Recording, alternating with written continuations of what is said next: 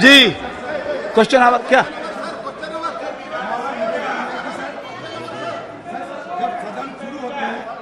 जब सदन शुरू होते हैं तो हम हमारे स्पीकर साहब को हम पीठ में देखना चाहते हैं।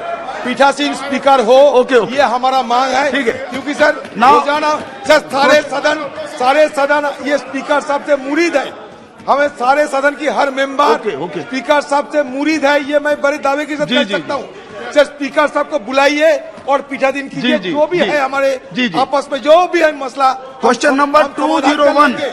सर स्पीकर हमारे बात, सर स्पीकर हमारा आपका संदेश स्पीकर हमारा कस्टोडियन है। आपका संदेश, अपना बात तो स्पीकर के सामने रखेंगे, चाहे अच्छा लगे या आपका बुरा लगे। संदेश ठीक प्रकार से पहुंचे। Sir, a statement is laid on the table of the House.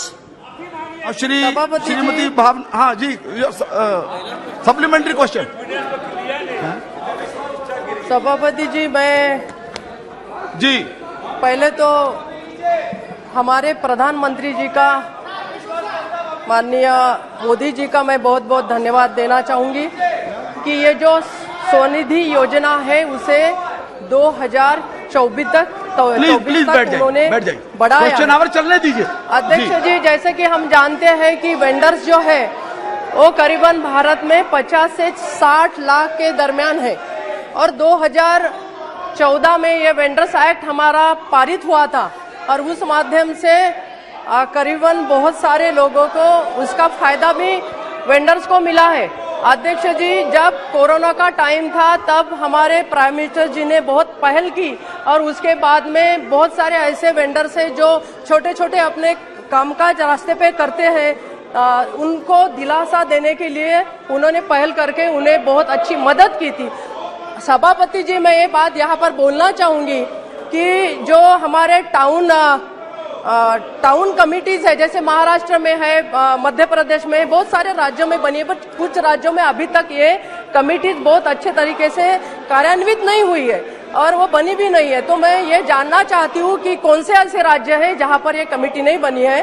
और सर दूसरा ये मैं यहाँ पर बताना चाहूंगी कि जो महिलाएं इसमें वेंडर्स है, वो महिलाओं के परिवार में कोई नहीं रहने के बाद उन्हें अपना गुजारा करने के लिए ऐसे पटरी पे, रोड पे बैठकर काम करना पड़ता है और ये महिला बहुत कष्ट करती है, बहुत त्याग करती है, अपने बच्चों को पढ़ाती है। लेकिन ऐसे महिलाओं के लिए हमारे पास में क्या पैकेज है?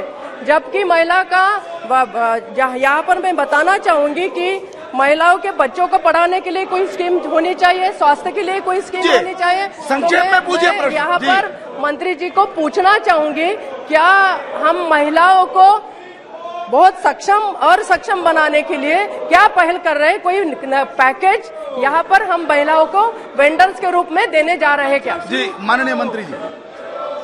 Sir, I am eternally grateful to the honourable member for having raised this scheme. Sir, I can say with full confidence that the honourable Prime Minister's urban scheme, जो भी उनकी ये योजनाएं हैं, उनमें से the Swanidhi scheme stands out. Why do I say this, sir? As the honourable member says, sir, in 2014, a Street Vendors Act was promulgated. But it is one thing to bring legislation and it is quite another to have it implemented so that the street vendors actually receive benefits. And during the pandemic, sir, in 2020, when there was an economic lockdown, at that stage it will be recalled that the street vendors, जो ready पटरी चलाते हैं, because the streets were closed and they ply their trade on the streets, they were particularly disadvantaged, sir. So this scheme was rolled out in the month of June 2020 और मुझे बहुत खुशी होती है ये बताने में कि एक महीने के अंदर जून 2020 में स्कीम की शुरुआत हुई और जुलाई में पहले लोन्स मिलने शुरू हो गए। Sir, when we devised the scheme, we thought that the total of 42 lakh of our street vendors would benefit. That was the target. But sir, the honourable member said कि शायद 40 या 50 लाख ऐसे रेडी पटरी वाले हों। मैं मैडम को यह भी बताना चाहूंगा कि जो स्ट्रीट वेंडर्स के एसोसिएशन के कार्यकर्ता हैं, जो उनके अधिकारी हैं, उन्होंने हमसे यह भी कहा कि शायद 40-50 लाख नहीं, हो सकता है कि 2 करोड़ स्ट्रीट वेंडर्स हों। तो स्ट्रीट वेंडर्स स्कीम से we have several objectives, sir. One is to provide a system of micro finance inclusion, because ये हमारे वो बहन भाई हैं जो रोज जाके लोन्स लेते हैं, बड़े हाई रेट्स ऑफ इंटरेस्ट पे लोन्स लेते हैं, और जो हर 2-3 दिन के बाद जो लोन लेते हैं और हाई इंटरेस्ट पे उनको लौटाना पड़ता है. So the scheme as envisaged, sir, today I can say out of 42 lakh which was the original target, about 38 lakhs street vendors have already benefited from the scheme. And I'm very happy to inform you that whilst the target is 42 lakhs and we are moving quickly in that direction, for our internal purposes, we've already started talking about not 42 lakhs as the objective and target, but 50 lakhs also.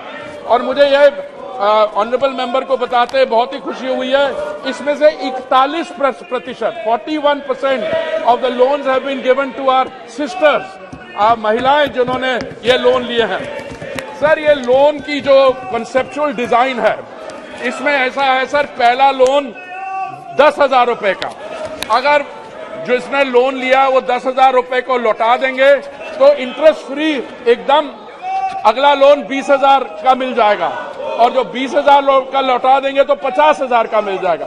और उससे क्या होता है कि from being street vendors who are borrowing money at very high rates, they have also become micro entrepreneurs, and the benefits of all the other प्रधानमंत्री जी की जो योजनाएं हैं वो भी उनको मिल रही हैं. इसके कारण सर, अगर आप थोड़ी सी मुझे इंडल्ज करें तो मैं कुछ और भी आपके सामने रखना पाऊंगा. सर, ऐसा है कि ये स्कीम जो है, मैं समझता हूं अगर महामारी नहीं हुई होती तो शायद वो हम स्ट्रीट वेंडर्स एक्ट पे ही रह जाते, पर जब हमने देखा कि ये मोस्ट वल्नरेबल सेक्शंस थी हमारी सोसाइटी के, तो जो हमने एक ट्रिपल एस किया है, ट्रिपल एस स्कीम बनाई है, स्वनिधि से समृद्धि, और इसमें जो माननीय प्रधानमंत्री जी की बाकी योजनाएं हैं, जैसे डिपार्टमेंट ऑफ फाइनेंशियल सर्विस की पीएम सुरक्षा बीमा योजना, इसमें भी एप्लीकेशन है 21,36,057, and we have already given benefits to 20,56,763. प्रधानमंत्री जीवन ज्योति बीमा योजना, जिसमें number of applications received was 15 lakhs 50,000. Already the benefit is given to 14,89,000. Pradhan Mantri Jan Dhan Yojana, applications received 3,65,000, and number of benefits sanctioned 3,54,000. So like this, all the other schemes, our brothers and sisters who are part of the PM Swanidhi scheme, they've all become beneficiaries of that. I will just name them: One Nation, One Ration Card, PM Shram Yogi Mandan Yojana, registered under BOCW, Janani Suraksha Yojana, PM Matru Vandana Yojana. Sir, in overall terms, one can say that from being vulnerable members of the society, they have now joined the mainstream. Their data has been onboarded, and they have become beneficiaries of the other scheme. Along with, sir, I might say, जो हमारी प्रधानमंत्री आवास योजना है, उसका मालिकाना हक is the name of the lady of the house. बाकी भी चीज का है. Sir, I thank you very much. I would have liked to continue to share things. I want to thank the honourable member Question is for already asking replied, this I think. question. Thank you, sir. Question is replied. Supplementary, second supplementary. सभापति जी, मैं ये पूछना चाहती हूँ कि क्या महिलाओं को विशेष पैकेज इसमें हम देने जा रहे हैं, और जो एक्ट बना है उस माध्यम से उनको जो फायदे होने चाहिए, जैसा हेल्थ के बेनिफिट्स है, बच्चों का पढ़ाई है, तो इसको क्या हम इंक्लूड करने जा रहे हैं? और महाराष्ट्र में जैसा 4,14,032 ये जो लोगों को फायदा मिला है, तो ऐसे जो स्टेट है उसमें और बढ़ाने का और उनको सपोर्ट करने का, और हमारे पास में क्या प्लान है? We regularly benefit, we regularly monitor the number of vending zones which are there in each state. And I want to thank the honourable member. Some states, as she mentioned, Maharashtra has 1,509 vending zones. But some states like Andaman and Nicobar Islands, maybe because vending zones and the scheme, you need mostly in B-class town. जो बहुत छोटे शहर होते हैं, वहाँ पे I get the feeling that the same pressure is not there, but we are monitoring this. We have a total of 13,403 zones. Some states like West Bengal don't have any vending zones. Now that I find very surprising. The state of West Bengal does not have any vending zone. In also some other states would also have very few. So we are monitoring this, and we are going to try and incentivize them to ensure that more and more states derive the benefits, which I think is one of the most unique schemes worldwide, and it is being hailed worldwide because the Honorable Prime Minister showed very high degree of sensitivity to the most vulnerable sections in our society, and it has been widely welcomed, including by the beneficiaries of the scheme. And we have been repeatedly, they have expressed themselves on record to be able to take benefit of this. Shri Kripal Balaji Tumane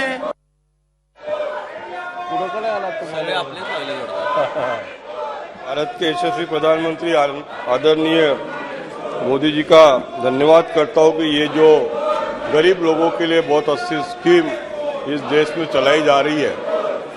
sir, जो जवाब हमें मिला है उस पर से तो हम बिल्कुल खुश हैं। इतने अच्छी तरह से ये गरीबों के लिए स्कीम हमारी इम्प्लीमेंट हो रही है और लगभग 68 लाख लोगों ने उसका पंजीयन भी करा चुके हैं। लेकिन इसमें मैंने जो देखा कि बैंक का ऋण देने का जो मसला आता है तो वहां पर नेशनलाइज्ड बैंक उसको लोन दे रही है। लगभग 95% लोन नेशनलाइज्ड बैंक दे रही है, लेकिन cooperative bank and other bank और अदर फाइनेंशियल इंस्टीट्यूशन उसमें लोन नहीं दे रही है। तो उसके बारे में भी कोऑपरेटिव बैंक को कुछ डायरेक्शन देने की जरूरत है, ऐसा मुझे लगता है। और ये स्ट्रीट वेंडर होने के कारण ये स्ट्रीट पे फूड भी बेचते हैं, वेजिटेबल्स भी बेचते हैं, बहुत सारे प्रकार के साधन जो लोगों के डेली यूज के लिए होती है। संक्षेप में तो इस मसले पर मैं क्वेश्चन पूछने जा रहा हूँ कि हेल्थ का ध्यान रखना बहुत जरूरी है। उनका हेल्थ का ध्यान हम रखेंगे तो हमारा भी हेल्थ अच्छा रहेगा। तो इसके बारे में इनके लिए कोई ESIC का लागू कर रहे हैं या और कोई शासन की योजना है जिससे इनको हेल्थ फैसिलिटी मिलेगी? I want to thank the honourable member who has raised three very valuable points. One is the loans which are being drawn and why the public sector banks are actually in the forefront and the cooperative banks slightly less and the private sector banks, he said, even less. So that is a fact. I have the figures with me for the state of Maharashtra. In Maharashtra, the PSB public sector banks, all India, the figure is 5,936 loans amount in crores dispersed. In Maharashtra, it's 582 crores. Number of beneficiary overall is 34 lakh beneficiaries, 34 lakh 94,000. In Maharashtra, it's 4 lakhs. Similarly, I have for private banks, SBS Small Finance Bank, the non-NBFCs. So what the honourable member is saying is correct. The private sector banks are so far disbursing only a very small percent, and my calculation says it's only about 2%. But the public sector banks have come forward and they have been, we are monitoring the situation, sir, and I am confident that with the steps underway and the cooperation of other central government agencies like the Department of Financial Services, we are proceeding. So both the number of beneficiaries and the loans disbursed will all be increased. I also want to mention to the honourable member, sir, that street food has also acquired a new salience. In fact, they have tied up with Zomato and other entities, and now quality street food can be ordered in our homes through digital technology. And what is very reassuring is that the street vendors themselves have taken to digital technology both for the application of loans, for their repayment, for other transactions, and so it is also adding to the overall thing thanks to the technology push given by the Honourable Prime Minister. Insofar as sanitary and health conditions are concerned, I want to assure the honourable member that the concerned agencies, both at the local, urban, local bodies level, and are giving full attention to this. And in fact, that the highest qualities of health are being observed in these outlets. And ultimately, this is a responsibility of the local bodies, but from the central government, etc., whatever assistance we give is being provided. Thank you very much, sir. Question number 202. Honourable minister ji, supplementary, third supplementary Shri अध्यक्ष महोदय, भारत एक कृषि प्रधान देश है और हमारी जनसंख्या लगभग 140 करोड़ से भी ज्यादा है। इन सभी को अपनी पेयजल आवश्यकताओं को पूर्ति के लिए, सिंचाई हेतु कृषि संबंधी आवश्यकता को पूर्ति करने के लिए और उद्योगों के लिए पानी की अत्यंत आवश्यकता है।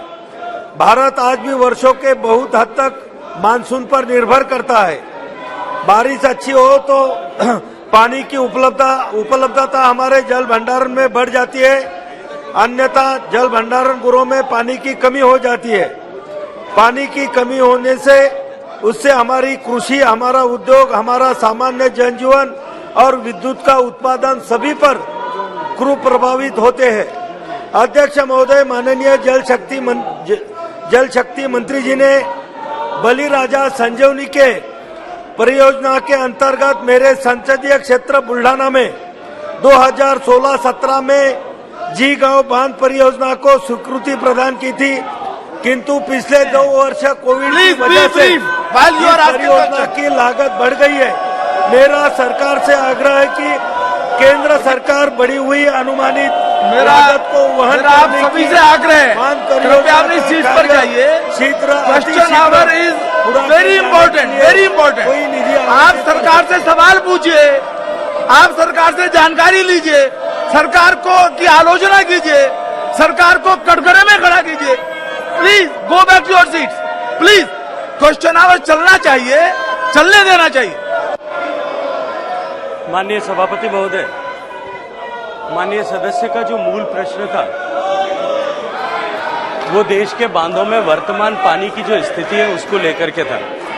माननीय सदस्य ने जो प्रश्न पूछा है वो पर्टिकुलर महाराष्ट्र के एक प्रोजेक्ट को लेकर के है, और वो भी उस प्रोजेक्ट जो भारत सरकार ने स्वीकृत किया उसकी लागत बढ़ जाने के कारण से जो विषय सामने आया उसको लेकर के है।